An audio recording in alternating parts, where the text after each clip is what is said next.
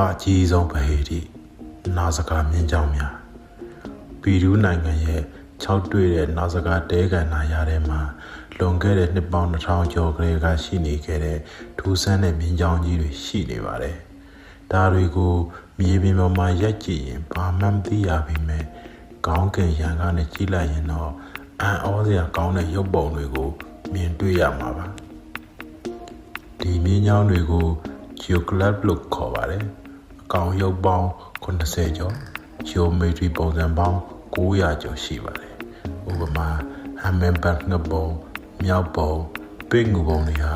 ပီယာနဲ့ချီပြီးကြီးမားပါတယ်။အံ့ဩစရာကောင်းဆုံးကတော့အဲ့ဒီခေတ်ကလူတွေဟာ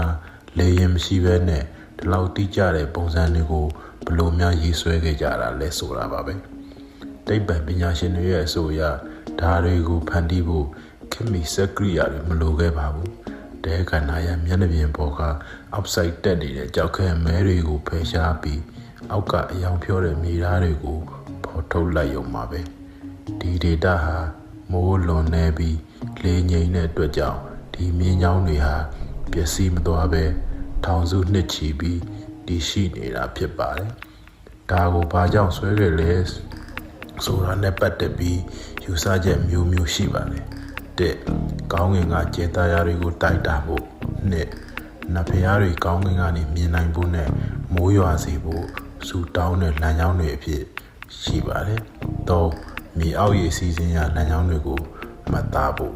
တချို့ကတော့ဒါဟာဂျိုသားတွေရဲ့လေရင်ကွင်းလိုတောင်ယူဆခဲ့ပါတယ်။ဒီနေ့အထိနာစကားမြင်းချောင်းတွေဟာလူသားတို့ရဲ့ဖြေမြရတဲ့ဗဟေတိတစ်ပုဒ်ဖြစ်ရှိနေစေပါ။တင်ငေါဘလို့ထင်ပါလဲ။ဒါတွေဟာအမှုပညာလားသိပ္ပံပညာလားဒါမှမဟုတ်တခြားအရာတစ်ခုခုလားခုလိုစိတ်ဝင်စားတဲ့အကြောင်းအရာတွေကိုသိချင်ရင်တော့ကျွန်တော်တို့ရဲ့ The Hitter by Channel ကို follow လုပ်ထားဖို့မမေ့နဲ့အောင်နော်